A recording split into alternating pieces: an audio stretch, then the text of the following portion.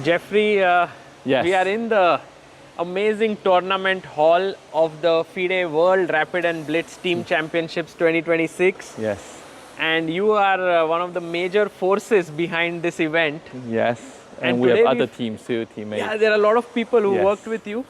But today is the completion of the rapid event, and you can feel it that I think this event has been successful. How are you feeling? It's a great relief. The team worked well. Everything came about smoothly. There's no appeal. Everyone on time. And best of all, the Dragon Chilling won at their home turf in Hong Kong, and that's amazing. It's their plan, and we Hong Kong completed their dream, as well as they coming to complete my dream. Was this a dream of yours to have such a big event in Hong Kong? Yes. So since COVID, Hong Kong has a special mega sport initiative. And I've always wanted the world to see Hong Kong and Hong Kong to see chess as a mega event, mega sports. And this both happened at this event. And somehow, to me, it felt like, okay, chess is not as popular here in Hong Kong Yes. as maybe in some other countries, let's say China or India and so on.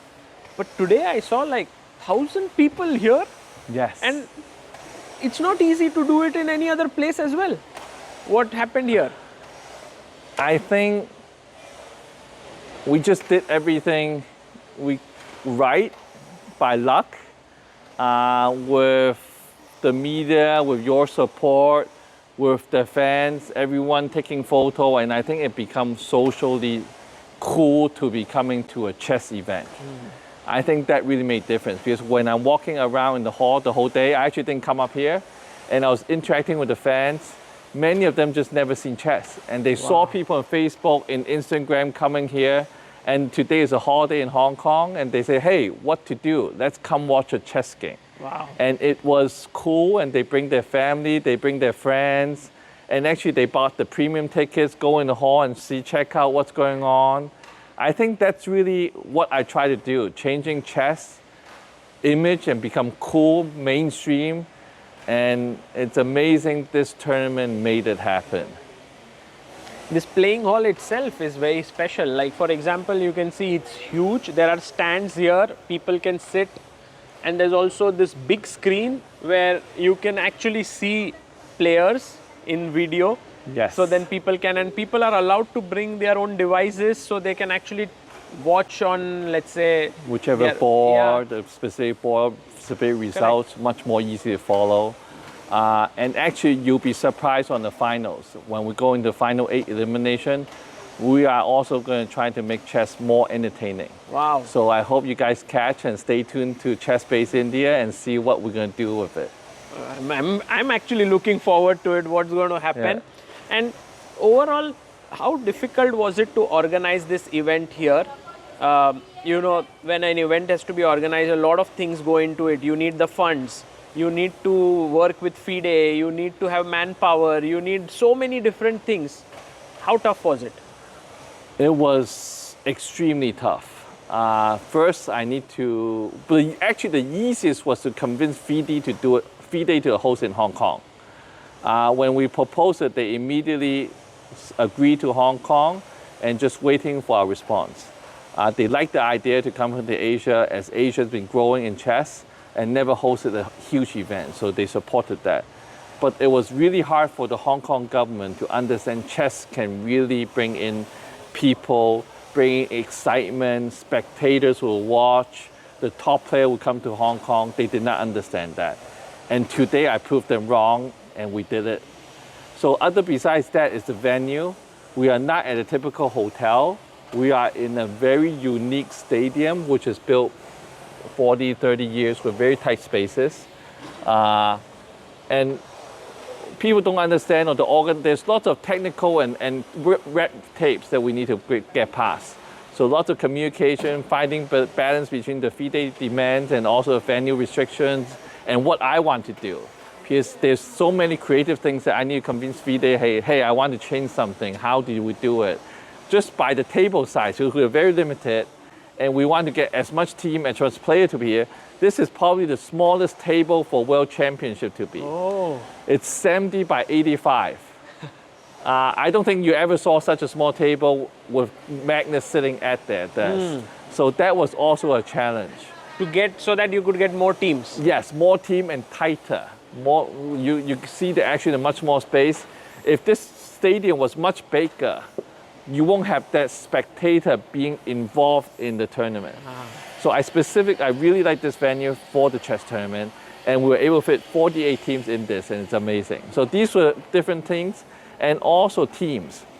It's a super big event. We need so many people involved in it, and no one really understands or know the chess. So it was 4 months of teaching them what is chess, what is the process, what do we want to do, what is the vision, and slowly build up the team and building up the community involved. So we got chess parents, we got chess schools building, we got our media team, our publication understand, the TV understands that there's many pieces that need to work, and we actually brought them all together and made this happen. Wow. Does your general profession help you in this? What do you do apart from, like, you are the honorary president of Hong Kong Chess Federation, but what do you do apart from that? So I run a luxury brand. I'm involved in manufacturing, I'm involved in sales, I'm involved in marketing. So I'm always dealing with people. So I'm good at dealing with people and trying to sell them their dream and really aim and do it. The other thing is I like to help them.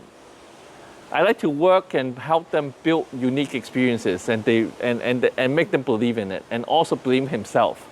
Doing this event also build character for the team individually and build confidence and doing things beyond what their typical are. So that's also what I like to do, and that's why I have a strong team and following that.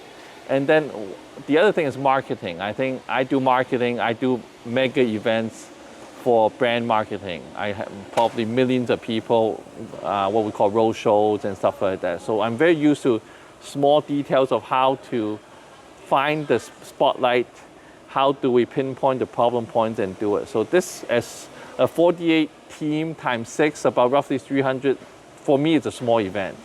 So I'm not afraid, whereas other people say that's 300 is a tough job. So I think these are a combination of things that help me do this. I think it's a small event, but when you see like Magnus is here, Yes. or for example, Ding is here, Ju Wenjun, then it's suddenly like Fishy Anand, some 6 world champions in the same Yes. room. That makes it big, It makes it huge, and it's the first day in opening. I was up here doing the opening. I didn't know the fans' reaction. The next 2 days, I was watching the entrance, helping out the traffic flow, the security. The fans were amazing.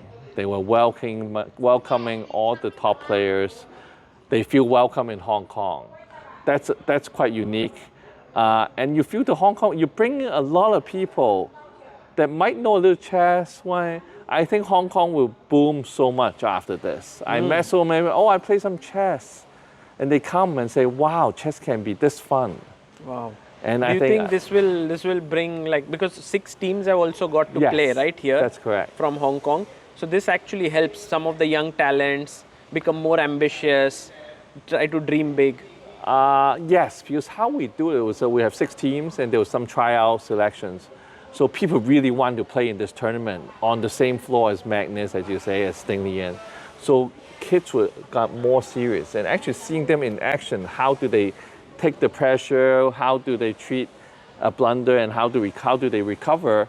I think kids are motivated, a lot more, and the parents are motivated now. You see parents with their kids coming here also getting the autograph. So the kid is getting one and the parents are getting one. It's just so, it was like a carnival downstairs. It's amazing. So wonderful. And there is a lot of attention to detail. For example, one of my favorite innovations here, which actually has never happened in chess, I think, until now, are these screens. Yes. For example, earlier it was all manual. The arbiters needed to know the results. They would have to go put a 1 before a name. There used to be mistakes, and players under pressure would often be like, oh, what's the score? I don't know. Should I draw the game or not? But here it's like with one click, using chess results, it's right up there. All the arbiters have a tablet. Yes. I think these are really nice innovations. I think this makes the operator easy, and actually pairing is a lot easier. You don't need to get on the right. You know which board you're on, which table, which match it is. The operator just focus on reffing or what you say, making decision on the board, rather than doing administrative work. So it's really great. It was a challenge for us initially, and I'm very happy we made it. And I need to thank our really supportive young girl in college and program made this program. So yes, thank you for her. Her name is Chelsea. Wow, it's amazing. Yes. And what do you feel is like the impact of this? Like, for example, the government has Yes. funded this entire thing. How has been that reaction? Because to organize such an event requires serious funds. Well, I think I think government gave us the confidence to do it, but I actually continue to have to raise quite a bit of money, and quite ambitious. As you mentioned, there's all these stands. My ambitious was trying to sell them out. So there's a total of 1,300 seats, and the final will be 1,900 seats. Today we sold over 1,000 seats, and on the final it's almost sold out. There's only like 100 seats left. So you actually took ticket sales as a revenue making possibility. Yes. In chess, usually people are like, ticket sales is just to ensure that people come. They don't look at it as a revenue making possibility. It's a huge revenue. It's about right now at the end maybe 20% of my budget. Wow. So that's amazing, and I was so emotional this afternoon when people telling me we are running out of tickets. You better not oversold and observe and make sure you don't calculate your numbers wrong, or else people are coming in with no seats and will get mad. So there was a pleasant moment, but yeah. So it's amazing. I was so emotional this whole afternoon, and then I run into friends. They came over, say, "Oh, I came here for chess," and ran into me. And they didn't know I was organizing. Oh, really? They came without knowing I'm running it and came and watched chess. So it really hit everyone mainstream. And then the fan zone. For 3 days in a row, the fan zones were crowded. People were playing the games I created, chess themed game. And then we got all kind of games playing. We have an Indian Caron game. We have Go game. We have Xiangqi. We have Scrabble. All kind of people coming in and interact together as a mind sport. Wow. And see the mind sport to be bigger and more popular and mainstream. Amazing.